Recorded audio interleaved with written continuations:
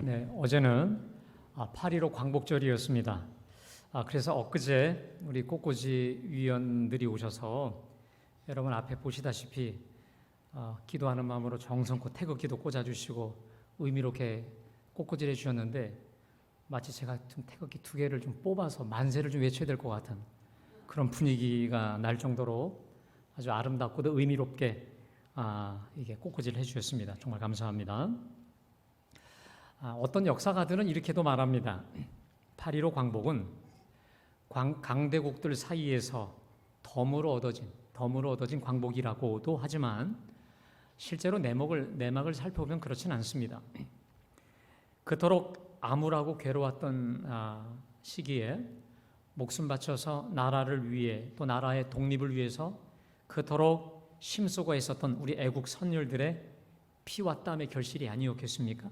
그리고 무엇보다도 우리 하나님을 사랑하기 때문에 하나님이 나에게 주신 이 조국, 민족을 그토록 사랑하여 했던 우리 믿음을 가진 애국 지사들의 간절한 기도, 정말 터널이 보이지 않지만 끝까지 희망을 잃지 않고 드렸던 그 기도, 그리고 그들의 숭고한 헌신과 희생을 우리 하나님이 기쁘게 연락하신 그 결과가 바로 조국 8.15 광복 아니었겠습니까? 제가 말씀을 준비하다가 이런 생각을 해봤어요.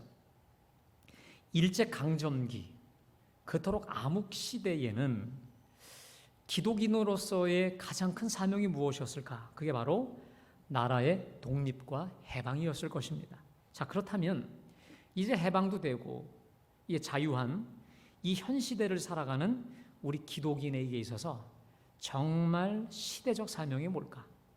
다시 말해 지금 하나님은 오늘 이 자리 예배에 나오신 저와 여러분들을 향해서 우리가 가정에서, 교회에서, 또 우리가 몸을 담고 있는 학교 그리고 일터에서 어떤 사람으로 각인이 되고 쓰임받기를 원하실까요?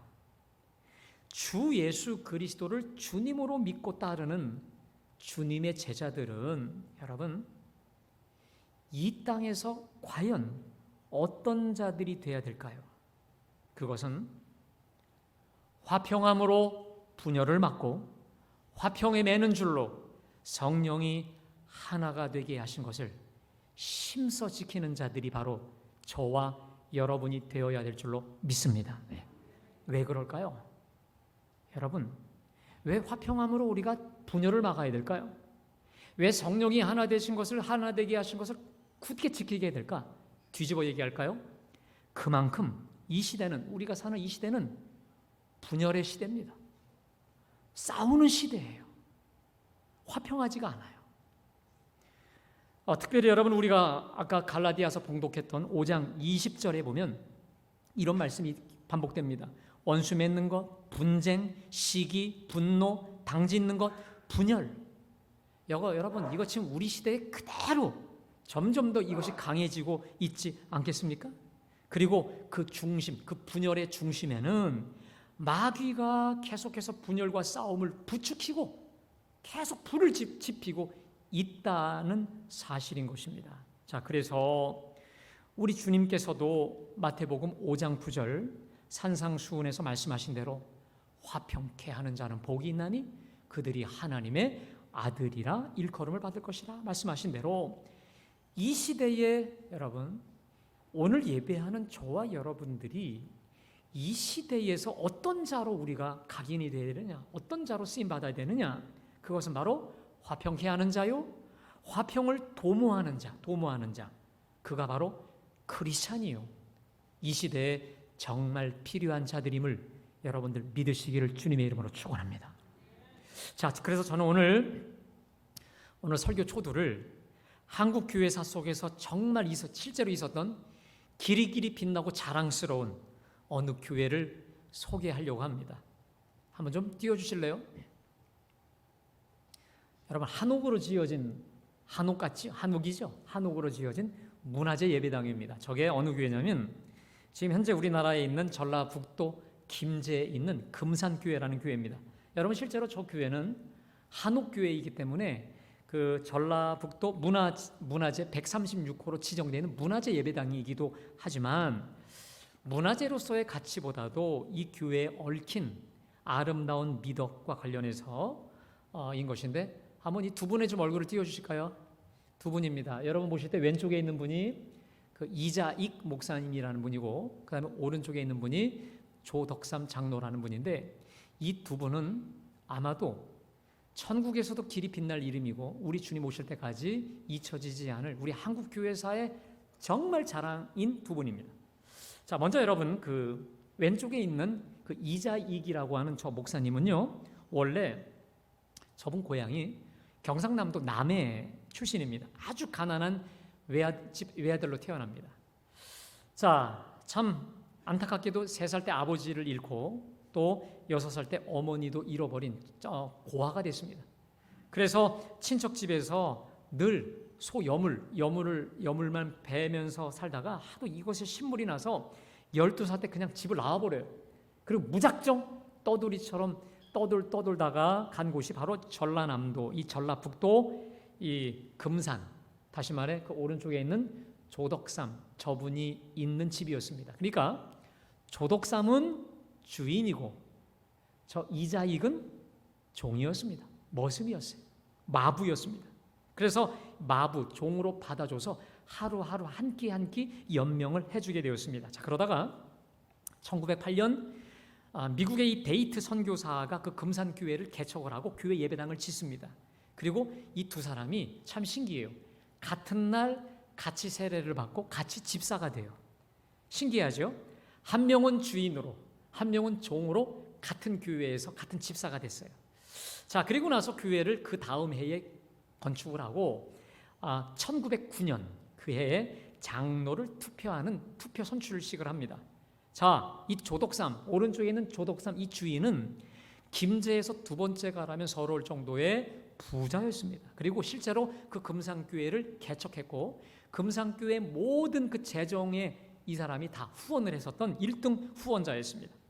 그리고 실제로 이 머슴이었던 이자익보다도 나이가 15살이 위였습니다. 자, 누가 봐도 여러분 누가 장로가 될 것 같았어요? 당연히 주인이었던 저 조덕삼이 될 줄로 알았는데, 여러분 뚜껑을 열어보니까 누가 됐을까요? 주인이 아니라 머슴이 장로가 돼버린 거예요. 사람들이 깜짝 놀랐어요. 자, 제일 놀란 게 누구였냐면 저 머슴이었던 이자익이 제일 먼저 놀란 거예요. 아니, 이게 뭐지? 자기는 정말 기대도 안 했는데. 자, 선교사도 너무 놀란 거예요. 교인들이 다 살얼음판처럼 숨을 죽이고 조용히 있었는데 갑자기 저 오른쪽 조덕삼 집사였죠. 손을 들고, 선교사님, 제가 말할 발언 하겠습니다. 사람들이 더 깜짝 놀라요. 뭐라고 할까? 이 투표는 무효라고 할 거다 하면서 막 소설을 쓰기 시작합니다. 자, 그런데 이분이 딱 이렇게 저처럼 앞에 나와서 이렇게 말합니다. 사랑하는 우리 금산교우 모든 여러분, 오늘 우리 금산교회 교인들은 정말 참으로 훌륭한 일을 해내셨습니다. 저희 집에서 일하고 있는 저 이자익 집사는 저보다 신앙의 열의가 정말 뜨겁고 대단합니다. 여러분 정말 감사하고 잘하셨습니다. 저는 오늘 이 결과를 하나님의 뜻으로 겸허히 받아들여 이자익 장로님을 잘 받들고 교회를 잘 섬기겠습니다. 교인들이 딱 눈을 보니까 진심이에요. 그 순간 다 일어나서 기립 박수하면서 감동을 했습니다. 그 이후에 주인 조덕삼은 투표 결과에 정말 개의하지 않고 자기보다 몇 살 어리다고요? 15살이나 어린, 또 뭐 신분이 뭐라고요? 집에서는 종이에요. 마부, 우리 하는 말대로 종놈이라고요. 이자익 장로를 정말로 극진하게 깍듯이 잘 모시고 섬기는 것은 물론 저 이자익 저 장로님이 나중에 이제 본인이 목사가 되기로 결심을 합니다. 그러니까 평양신학교회까지 보내서 물질, 모든 책, 모든 것을 다 후원을 누가 하냐면 저 조덕삼 저 집사님이 해요. 자, 놀라운 사실은 저 조덕삼 집사도 나중에 장로가 됩니다. 더 놀라운 사실, 장로가 되고 난 다음에 저 이자익 그때 장로였죠. 이분이 목사가 되고 난 다음에 저분에게 청빙을 제어합니다. 목사님, 우리 교회에 오셔서 담임 목사가 되어주세요. 그래서 이 담임 목사님으로 모시고 이분이 수석 장로님으로 최선을 다해서 돌아가실 때까지 잘 섬겼다라고 하는 거예요. 여러분, 또 재미난 사실이 뭐가 있냐면 그 후의 이야기인데, 이 이자익 목사님이 그 교회를 얼마나 잘 섬겼는지 교회가 소문에 소문을 거쳐서 이런 교회래 저런 교회라면서 전교회 사람들이 막 몰려드는 거예요. 교회가 굉장히 부흥했습니다. 더 놀라운 사실은 이분이 시골 교회 목사였지만 한국 교회 총회장이 됩니다. 근데 총회장을 몇 번 연임하냐? 3번을 연임해요. 근데 이분이 연임할 때마다 교회들이 다 그냥 분열되었던 교회들이 하나가 되고 봉합이 되고 교회가 부흥이 되는 거예요. 그래서 계속해서 총회장을 맡아달라고 한 것입니다. 그분이 얼마나 한국 교회 분열을 막고 일치를 위해서 힘을 썼는지 어느 분이 이렇게 말합니다. 어느 역사가가 만일 이자익 목사가 조금만 더 오래 살았다면 한국 교회의 분열은 결단코 없었을 것이다 라고 할 정도로 저 이자익 저 목사님은 한국 교회의 정말 최고의 단합을 위해 일치를 위해 수고하셨던 길이 빛나는 이름이었습니다. 자, 여러분, 그럼 여러분께 질문합니다. 누가 저 머슴 이자익을 평화의 사도로 만들었습니까? 조독삼 아닌가요? 그렇죠? 자기 하인에게 패배했지만 불쾌하게 심히 기분 나쁘게 여기지 않고 오히려 이것을 하나님의 뜻으로 겸허히 받아들여 오히려 하나님을 섬기고 자신의 종을 섬겼던 화평의 사도, 저 조덕삼 장로의 그 인품이 아니었겠습니까? 여러분, 만일 저 조덕삼에게 화평의 성품이 결여된 채로 자기가 갖고 있는 물질, 권력과 사회적 지위, 영향력을 가지고 그것을 앞세워서 투표 결과를 무효화시켰다면 교회는 엄청나게 시험에 빠졌을 것이고 분명히 분열되었을 것입니다. 그리고 실제로 그 타임에 맞춰서 서울에 있는 모 교회가 양반과 노비들이 같이 예배드리다가 양반들이 저 아래 것들하고 예배 못 드리겠다고 해서 다 분열됐던 그때 동시에 그 일이 벌어져요. 그러나 그가 보여준 겸손, 섬김, 그리고 화평의 성품이 흔들릴 뻔한 교회를 굳건히 세웠고 이자익이라고 하는 위대한 목회자를 배출하였고 특별히 교회사의 길이 빛나는 그 이름 이자익 조덕삼 금산교회를 만들게 되었습니다. 여러분 혹시 전라북도 김제를 가시게 되면 제가 거기 내려면 저기부터 가고 싶어요. 꼭 한번 성지의 교회니까 한번 들러보시기 바랍니다. 그렇다면 여러분 한 사람의 이 화평함의 인품과 성품이 이렇게 위대한 아름다운 신앙의 유산을 남겼다면 여러분 이 화평함의 열매, 화평함의 인격은 있어도 되고 안 있어도 되는 게 아니에요. 이것은 특별히 이 시대 지금 분열과 당파와 싸움이 난무하고 있는 이 시대에 얼마나 긴급합니까? 얼마나 이것은 정말 최우선적인 가치가 될 수밖에 없는 것이겠습니까? 그래서 저는 오늘 우리가 여러분들과 함께 오늘 성령의 세 번째 열매 갈라디아 5장 22절에 오직 성령의 열매는 사랑과 실학과 그 다음에 여러분 화평의 열매입니다. 바라기는 오늘 주시는 말씀을 통해 우리 모두 화평을 도모하는 화평의 사도들, 화평의 사람들 다 되시기를 주님의 이름으로 축복합니다. 자, 여러분 우리가 오늘 봉독했던 고린도후서 5장 17절 말씀 우리 함께 다 같이 봉독할까요? 자, 시작. 그런즉 누구든지 그리스도 안에 있으면 새로운 피조물이라 이전 것은 지나갔으니 보라 새 것이 되었도다. 아멘. 저는요 저 고린도후서 5장 17절 말씀이 참 좋아요. 특별히 그런즉 누구든지 여러분 우리 하나님은 누구든지 사람을 가리지 않아요.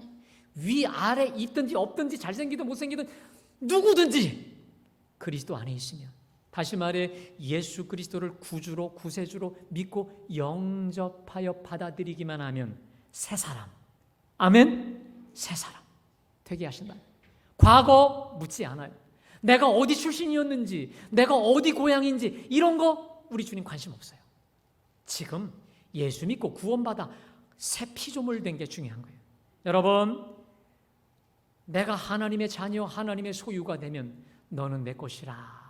우리를 소유권 딱 찍어주시고 너는 내 것이라 말씀하시면서 우리 찬송가 가사대로 나의 갈 길 다가도록 예수 인도하시니, 하나님의 자녀들을 우리 아버지께서 우리 갈 길 다 가도록 끝까지 보호하시고 인도해 주실 줄로 믿습니다. 요즘은 제가 특별히 이 찬송 나의 갈 길 나가도록 예수 인도하시니, 이 찬양이 점점 좋아져요. 점점 좋아요. 웬고하니 가만히 생각해 보니까 하나님이 내가 알지 못했던 길을 나보다 더 먼저 앞서가셔서 인도하시고 지도하시고 역사하시는 걸 여러분 점점 많이 제가 깨달아 가면서 나의 갈 길 다 가도록 예수 인도하신다라는 거예요. 여러분, 자 그렇다면 예수 안에서 거듭난 사람, 이렇게 새 피조물은 구체적으로 어떤 사람이냐는 거죠. 그게 바로 오늘 18절 말씀인데, 우리 한번 18절 말씀 다 같이 봉독합니다. 시작. 모든 것이 하나님께로부터 났으며 그가 그리스도로 말미암아 우리를 자기와 화목하게 하시고 또 우리에게 화목하게 하는 직분을 주셨으니. 자, 이렇게 그리스도 안에서 새 피조물, 새 사람으로 만든 것도 하나님께로부터 위로부터 나게 하신 것일 뿐만 아니라 특별히 그가 그리스도로 말미암아 우리를 자기와 화목하게 하셨다. 화목하셨다. 여러분, 새 피조물의 정체성이 뭡니까? 하나님과 화목해 된 사람인 줄로 믿습니다. 하나님과 이전에 우리가 원수였는데 하나 되었어요. 화해되었어요.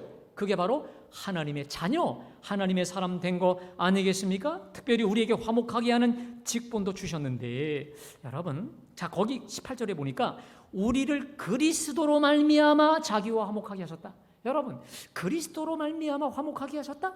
그리스도가 어떤 일을 하셨는데요? 거기 19절을 봅시다. 곧 하나님께서 그리스도 안에 계시사 세상을 자기와 화목하게 하시며 그 다음 그들의 죄를 그들에게 돌리지 아니하시고. 자 거기 그들의 죄를 그들에게 돌리지 아니하시고. 자 그리스도 안에서 세상을 자기와 화목하게 하시며 특별히 그들의 죄를 그들에게 돌리지 아니하셨다. 이게 뭐예요? 죄는 누가 졌습니까? 내가 졌어요. 죄는 우리가 졌는데 그 죄를 우리에게 지우지 않고 누가? 그리스도에게. 그리스도가 십자가에서 모든 죄를 다 짊어지고 죽으심으로 인해 우리와 하나님을 화목케 하셨다는 거예요. 여러분, 이 사실을 21절에서 이렇게 말합니다. 우리 21절 다 같이 봉독합니다. 시작. 하나님이 죄를 알지도 못하신 이를 우리를 대신하여 죄로 삼으신 것은 우리로 하여금 그 안에서 하나님의 의가 되게 하시라. 여러분, 우리 예수님은 죄를 전혀 몰라요. 죄가 완벽히 없는 분이에요. 그런데 죄를 전혀 알지도 죄를 짓지조차 않으신 분을 우리를 대신해 죄를 삼았다. 우리 인간 인류의 모든 죄를 십자가에서 예수님께 다 짊어지게 하신 것은 우리로 하여금 그 안에서 하나님의 의가 되게 하시려고, 하나님의 의로운 백성, 하나님의 거룩한 백성, 하나님의 존귀한 백성, 하나님을 아버지라 부를 수 있는 거룩하고 존귀한 새 피조물, 새 사람 되게 하시려고 하나님이 작정하신 그 결과로 우리가 하나님과 화목하게 되었다. 여러분, 이 사실을 사도 바울은 에베소서 2장 13절 14절에서 이렇게 말합니다. 자, 한번 띄워주실까요? 우리 다 같이 봉독합니다. 시작.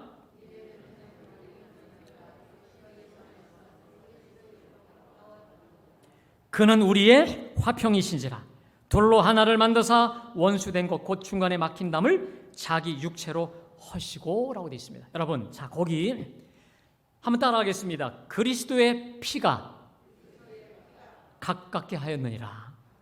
예, 그리스도의 피로 가까이 했다는 것인데 멀리 있던 우리를 그리스도의 피로 가깝게 하셨다는 거예요. 특별히 거기 에베소서 2장 14절에 보니까 그는 우리의 화평이신지라. 여러분, 이게 헬라어 본문에 보면 그가 바로 우리의 화평이신지라 라고 말씀하시면서 둘로 하나를 만드사 원수된 것 곧 중간에 막힌 담을 자기 육체로 하시고. 이게 뭡니까 여러분? 둘로 하나를 만들었다는 게 뭡니까? 유대인과 이방인인 우리를 하나로 만들었다는 거예요. 여러분, 저는 아직 성지를 가보지 못했지만 예루살렘 성전에 가면 예루살렘 성전 안에 보면 이방인의 뜰이 있고 그 다음에 유대인들만이 들어갈 수 있는 그 사이에 1.5m 높이 큰 두께로 된 돌이 있다고 합니다. 이게 뭐냐면 유대인들은 지금도 개처럼 여기기 때문에 절대로 이방인들의 뜰이 있고 그 다음에 그 성전 안에 들어가지 못하도록 합니다. 자, 그래서 거기 앞에 이방인의 뜰 바로 앞에 무슨 말이 있냐면 어떤 이방인도 이 담 안으로 들어오는 것을 금한다. 어기는 자는 사형에 처한다 라고 할 정도로 아주 이 유대인들만의 이 선민의식으로 똘똘 뭉쳐서 이방 개 같은 자들은 오면 안 되게 이렇게 막아놨어요. 자, 그런데 그리스도의 피로 이 둘 사이의 모든 담을 헐게 하신 줄로 믿습니다. 유대인과 이방인의 막힌 담을 다 주님이 헐었어요. 여러분, 그뿐만입니까? 그리스도의 피로 자기 육체로 어떤 일을 감당하셨냐? 여러분, 우리 예수님 돌아가실 때 지성소와 성소를 맡고 있는 그 엄청난 두께, 약 10cm 두께의 이 커튼인데 이 휘장이 위에서부터 아래로 쫙 갈라집니다. 그래서 우리가 누구라도 그리스도의 피로 하나님께 갈 수 있는 길을 여셨어요. 특별히 이 다른 신약 성경 말씀의 히브리서의 말씀에 의하면 자기 육체로 휘장은 곧 그의 육체라고 말씀하시고 있습니다. 여러분, 제가 예전에는 잘 눈에 안 들어왔던 구절이 아까 그 에베소서 2장 그 14절에 보면 중간에 막힌 담을 자기 육체로 하시고, 제가 그전에는 그리스도의 피로 가까워졌느니라 이것만 아셨는데, 여러분 묵상해 보세요. 중간에 막힌 담을 뭐로 하셨다? 자기 육체로 하셨다. 성소의 휘장이 갈라지듯이 자기 육체가 갈라지고. 여러분 생각해 보세요. 우리 예수님께서 우리와 유대인 사이를, 하나님과 우리와의 사이를 화목하게 하기 위해서 자기 육체를 하셨단 말이에요. 여러분, 십자가상에서 우리 예수님의 육체가 어떻게 됐습니까? 피 다 쏟아요. 물 다 쏟아요.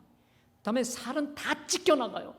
다음에 정말 이 육체가 다 찢어지고 바스러지고 망가뜨려지는, 다시 말해 자기 육체로 하셨다.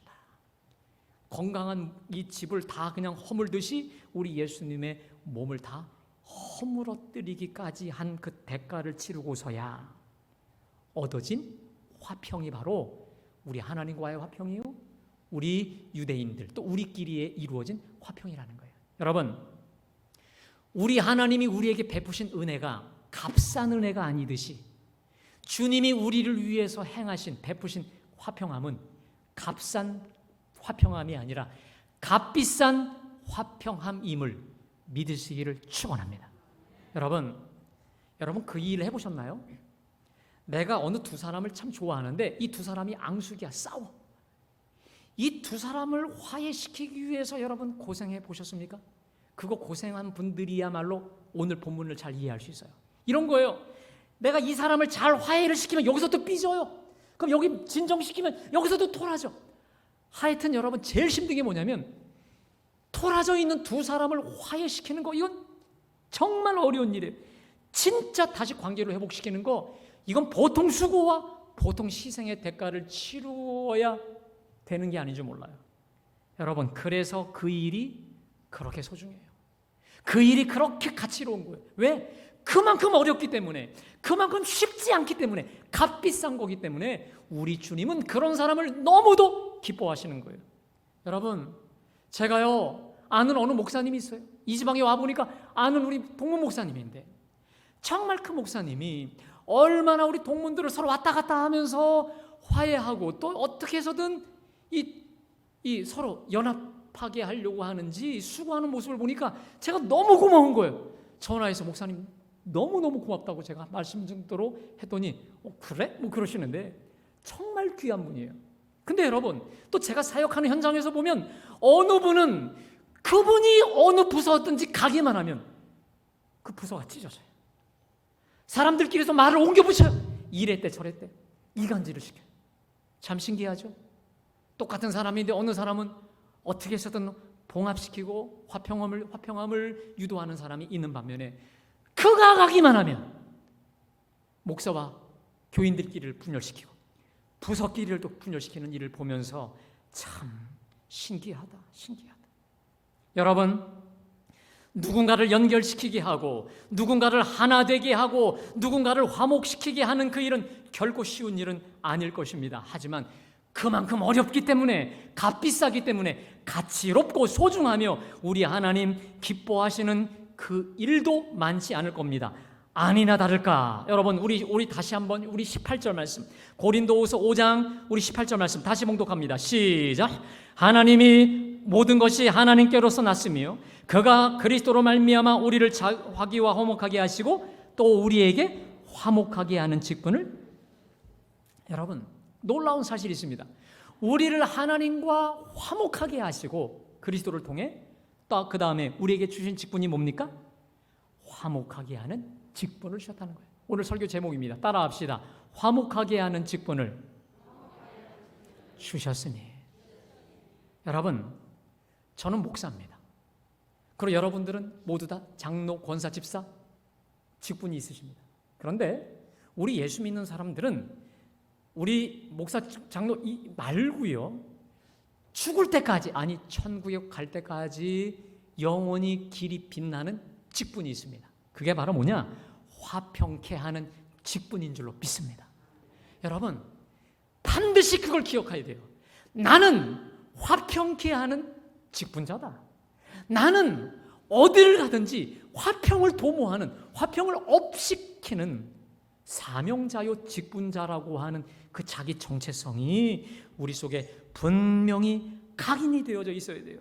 그래서 우리 예수님도 마태복음 5장 9절에서 우리 정체성을 이렇게 말씀하셨잖아요. 우리 한번 다 같이 봉독할까요? 자, 시작. 화평하게 하는 자는 복이 있나니 그들이 하나님의 아들이라 일컬음을 받은 것이요.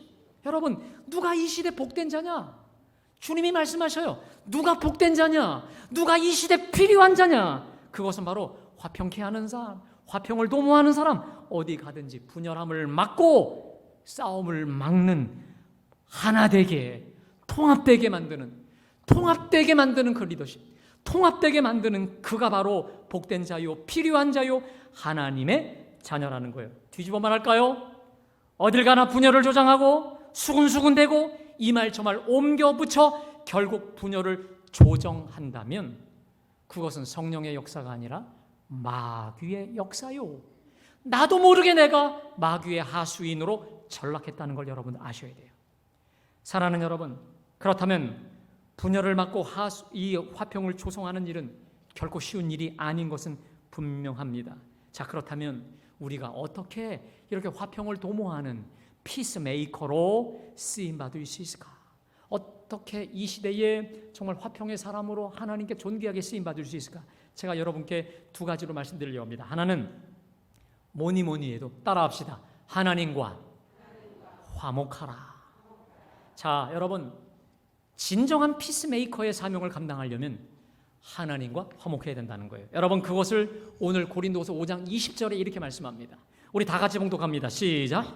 그러므로 우리가 그리스도를 대신하여 사신이 되어 하나님이 우리를 통하여 너희를 권면하시는 것 같이 그리스도를 대신하여 간청하노니 너희는 하나님과, 따라합시다. 너희는 하나님과 화목하라. 믿으십니까? 자, 여러분, 진정한 샬롬, 진정한 평화의 출발점은 하나님과 화목할 때부터 가능한 거예요. 여러분, 우리가 오늘 봉독했던 갈라디아 5장 22절에서도 성령의 열매는 사랑과 실학과 화평이다. 저는 계속 이 말씀을 묵상했어요. 성령의 열매는 화평이다. 이게 무슨 말일까요? 성령께서 사로잡는 사람, 성령의 사람, 성령 충만한 사람은 화평한 사람일 수밖에 없다는 거예요. 여러분, 우리 서로 사랑합시다, 화목합시다. 이런다고 화평이 그대로 오지 않아요. 성령의 지배 아래 놓일 때, 성령이 나를 사로잡을 때, 성령의 주권 안에 잡힐 때 맺게 되는 열매라는 거예요. 여러분, 사과나무에서는 사과 열매가 맺혀집니다. 배나무에서는 자연스럽게 배가 맺히듯이 내가 성령의 사람, 성령 충만한 사람이라면 자연스럽게 열려지는 게 바로 화평의 열매라는 거예요. 그래서 우리는 어떻게 해서든지 먼저 하나님과 화목해야 돼요. 하나님께 바로 서야 되고 하나님과 올바른 관계 속에 있게 되기를 축원합니다. 여러분, 사도행전 2장의 초대교회를 보세요. 그들은요 얼마나 이기적이었는데요. 개인주의적이었는데요. 근데 그들이 언제부터 물건을 서로 공유하면서 내 것 네 것 없이 함께 공동으로 정말 진정한 사랑과 나눔의 공동체로 변화되었습니까? 그것은 바로 사도행전 2장의 바람처럼 불처럼 역사하셨던 성령의 역사로 진정한 나눔, 내 걸 다 내어줄 수 있는 진정한 화평의 사람들 되지 않았겠습니까? 자, 여러분 한번 그 삼각형 원리를 한번 띄워줘 보실까요? 자, 이 삼각형을 보면요, 내가 있습니다. 또 남편, 아내, 남이 있어요. 자, 이 두 사람이 어디를 향해 갈 때 이 두 사람이 더 친밀해질까요? 위 꼭지점인 하나님을 향해 한목 한마음으로 올라갈 때 이 둘은 결국은 진정으로 하나가 돼요. 여러분 오늘 그 주보 칼럼을 좀 보실까요? 제가 이 제이 갈로라고 하는 사람의 시를 참 좋아하는데 정말 좋은 시를 발견했어요. 모두 하나 되게 제단으로 모으시는 주님. 이게 뭐냐면 제단에서 우리를 하나 되게 만든다는 거예요. 예배 가운데 우리를 하나 되게 만든다고 하는 이 시인데, 여러분 이 시를 우리 한번 다 같이 좀 한번 봉독이 제가 좀 띄우라고 해주세요. 한번 우리 다 같이 읽어볼까요? 자, 시작. 주님은 제단을 둘러싸는 우리를 당신 사랑의 끈으로 묶어주십니다. 주님은 제단을 둘러싸는 우리에게서 분열의 까닭을 없애고 형제의 마음을 심어주십니다. 주님, 제단을 둘러싸는 우리의 사랑을 키워주시오. 더 분명하고 굳센 사랑이 되게 해주십시오. 우리가 제단을 둘러설 때 주님, 한 사람 한 사람 마음에 모시어 모두가 한 마음 되게 해주십시오. 제단을 둘러싸는 우리에게 피하고픈 사람까지도 소중히 여길 수 있는 힘을 주십시오. 제단을 둘러싸는 우리 마음에 모든 사람을 고루 사랑고자 하는 신선한 숨을 불어넣어 주십시오. 제단을 둘러싸는 우리 마음에 누구하고도 형제로서 화해하고픈 소망을 새로 해주시고 평화와 화해를 지향하는 우리의 노력을 북돋아 주옵소서. 제단을 둘러싸는 우리 가운데 온 인류가 주님 안에서 하나 된다고 하는 이상을 갖게 해주십시오. 그리고 그 이상의 것을 실현할 수 있게 도와주십시오. 제단을 둘러싸는 우리 마음이 주님과 맞닿아 사랑의 불꽃을 피우게 하시며 사랑의 기적을 행할 수 있게 주십시오. 여러분, 그래서 제단이 중요한 줄로 믿습니다. 그래서 예배가 중요한 줄로 믿습니다. 성전 중심으로, 예배 중심으로, 말씀 중심으로 모여지는 게 얼마나 중요한지를 몰라요. 사랑하는 여러분, 그래서 우리는 반드시 예배에 성공해야 될 줄로 믿습니다. 우리 예배가 성령에 젖고 진리에 젖고 은혜에 젖는 예배가 되기 위해 힘을 써야 돼요. 특별히 우리가 오늘 받을 예배 은혜를 위해서, 오늘 말씀을 전하고 예배를 인도하는 담임 목사를 위해 여러분들이 중보하셔야 돼요. 그때의 성전 중심, 제단 중심, 이 예배 중심에서 여러분 이 제단을 통해 우리가 하나 되고 온전케 되고 진정한 화평의 사람들이 될 줄로 믿습니다. 저는 실제로 예배 가운데 특별히 성찬식을 거행하다가 얼마나 많은 사람들이 화해하게 되고 서로 화평을 도모하게 된 그 케이스가 얼마나 많은 줄 몰라요. 우리 하나님은 우리를 제단으로, 제단 중심에서 친밀하고 화목하고 하나 되고 화평케 하여 주실 줄로 믿습니다. 예배에서 무슨 수를 써서라도 우리는 은혜를 받고 주님을 놓치지 않고 화평의 사람들, 화평의 그 힘을 얻는 우리 모두가 되시기를 주님의 이름으로 축원합니다. 또 하나 한번 따라하겠습니다. 화평에 매는 줄로 성령이 하나 되게 하신 것을 심서 지키라. 여러분, 성령님은 우리를 하나 되게 하십니다. 자, 그런데 우리가 할 일도 있어요. 그것은 성령이 하나 되게 하시는 것을 우리가 힘써 지켜야 된다는 거예요. 그래서 에베소 4장 3절 말씀 한번 다 같이 봉독합니다. 좀 띄워주실까요? 자, 시작. 평안에 매는 줄로 성령이 하나 되게 하신 것을 힘써 지키라. 여러분, 힘써 지키라. 저는 이 말씀이 참 좋아요. 성령이 하나 되게 하신 것을 힘써 지키라. 우리가요, 교회 일을 하잖아요. 또 무슨 일을 할 때 의견이 다를 수 있습니다. 또 시시비비를 가려야 될 때도 있습니다. 당연하죠. 얼굴이 다르듯이 성격이 다르고 모든 게 다 다른 거, 관점이 다르니까 생각이 다를 수밖에 없고 의견이 다를 수밖에 없습니다. 자, 그런데 이런 경우도 있습니다. 내가 분명히 옳아요. 그리고 저 사람이 잘못된 것이 보여졌기 때문에 잘못을 붙잡아야 될 때가 또 있어요. 자, 그런데 여러분, 그러면 그럴 때일수록 더더욱 기도하며 주님을 의지해야 됩니다. 반드시 여러분, 자, 요 내용이 중요합니다. 하나됨을 지키면서 잘못도 바로잡는 길을 가야 된다는 거예요. 여러분, 잘못된 일이 보이거들랑 우리 주님이 원하시는 방법이 있습니다. 아무리 옳은 목적을 지향하더라도 우리 하나님의 방법은 하나됨을 지키면서 옳게 가는 겁니다. 따라합시다. 하나됨을 지키면서 옳은 길로 간다. 여러분, 우리 그리스도인은 목적이 옳으면 방법도 옳아야 돼요. 자, 방법이 옳은 일이야. 근데 과정에서 누구 기분 상하게 하죠. 여러분, 제가 말씀드렸잖아요. 우리 기분 상하면 천국도 안 가요. 아무리 옳은 일이고 맞은 말을 우리 들어도 여러분 이런 거 있잖아요. 그 말이 맞는데 열받아. 기분 나쁘면 안 해요. 틀어져요. 그러면 교회가 분열이 돼요. 무슨 얘기냐? 아무리 그게 옳고 좋은 일이라 할지라도 목적이 옳다면 그것을 수행하가는 방법도 하나됨을 지키면서. 믿으십니까? 이건 너무도 중요한 거예요. 반드시 우리는 끝까지 하나됨을 지켜가면서 옳은 일을 해가야지. 그건 별로 개의하지 않고 옳은 목적이라고 하는 것 때문에 하나됨을 잃어버리면 결국 옳은 일도 그르칠 수밖에 없다라는 거예요. 하나됨을 지키면서 옳은 길로 가시기를 주님의 이름으로 축원합니다. 왜냐고요? 마귀는요, 옳은 일이라고 하는 명분하에, 시시비비 가린다는 명분하에, 내가 바르게 지적해준다는 명분하에 미워하게 만들어요. 기분 상하게 만들어요. 기분 잡치게 만들어요. 이간질하게 만들어요. 그리고 결국 나누고 깨지게 합니다. 여러분, 하나 되게 하는 일이 성령의 일이라면 분열은 마귀의 역사입니다. 믿으십니까?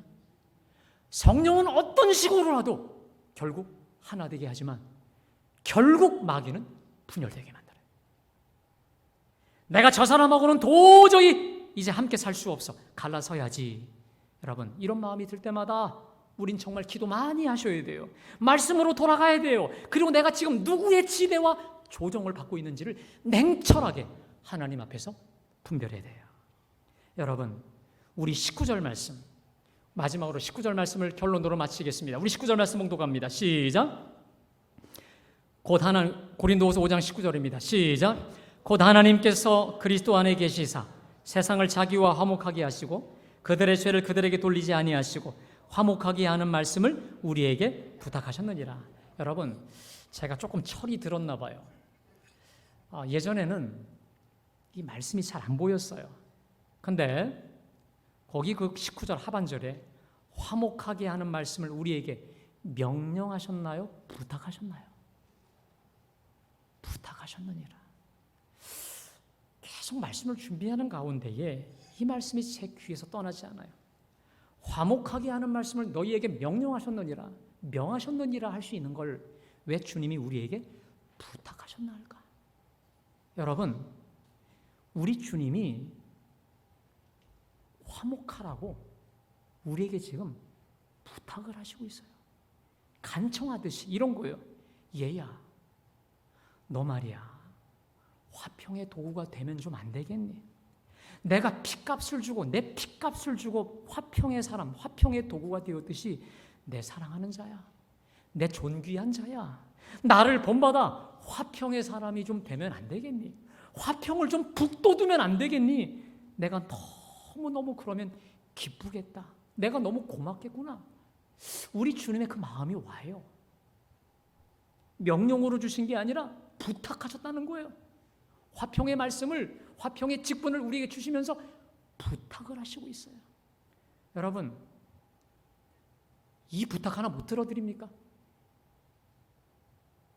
이 부탁 하나 우리가 못 들어드릴까요?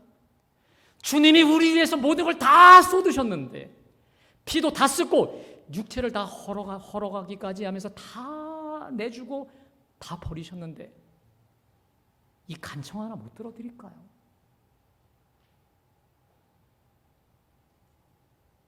우리 주님이 이 부탁 들어드리면서 우리가 순종하면 우리 때문에 예수님이 얼마나 기뻐하실까?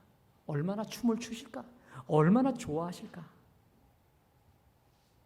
이로 인해 화평의 모델을 화평의 모델 대신 우리 주님을 닮은 화평의 사람들, 거룩한 사람들, 존귀한 사람들, 변화도 되고, 그날에 주님이 우리를 만나면 우리를 복사 안아 주시면서 내 부탁 들어줘서 너무 고맙다고 하지 않겠습니까? 여러분, 이 부탁 들어드리면 어떨까요? 할렐루야. 아멘. 네, 우리 주님 정말 기뻐 받으시는 주님의 존귀한 백성들 다 될 수 있기를 주님의 이름으로 축복합니다. 기도하겠습니다. 주님께서 오늘 우리에게 부탁하셨습니다. 거룩하시고 존귀하신 전능하신 하나님이 보잘것없는 저희에게 부탁하셨습니다. 화평의 사람 좀 되어주지 않겠니? 화목의 사람이 좀 되어주지 않겠니라고 주님 부탁하셨어요. 주님, 부족합니다. 연약합니다. 그러나 감당해 보겠습니다. 부족하지만 기도하며 애를 써보겠습니다. 부족하지만 화평에 매는 줄로 성령이 하나 되게 하신 것을 힘써 지켜보겠사오니 주여, 그런데 우리에게 힘을 주옵소서. 우리에게 마음을 넓혀 주시옵소서. 주님처럼 넓은 마음, 깊은 마음, 정말 사랑의 마음, 자비의 마음을 부어 주셔서 모두를 품을 수 있는 넓은 관용의 마음 주옵소서. 주님 정말이지요. 주님이 그 마음 부어주시지 않으면 우리는 아무것도 할 수 없사오니 주여 부어주시고 주여 우리를 불쌍히 여겨 주시옵소서. 이제는 우리 주 예수 그리스도의 구속의 은혜와 하나님 아버지의 그 크시고 한량 없으신 사랑과 성령의 감동하심과 역사하심과 축복 주심이 이제 우리 남은 여생 주님 부탁하신 화목케 하는 자들, 화평케 하는 자들이 다 되기를 결단하는 우리 모두 위에 이제로부터 영원히 함께 하시기를 간절히 축원하옵나이다. 아멘.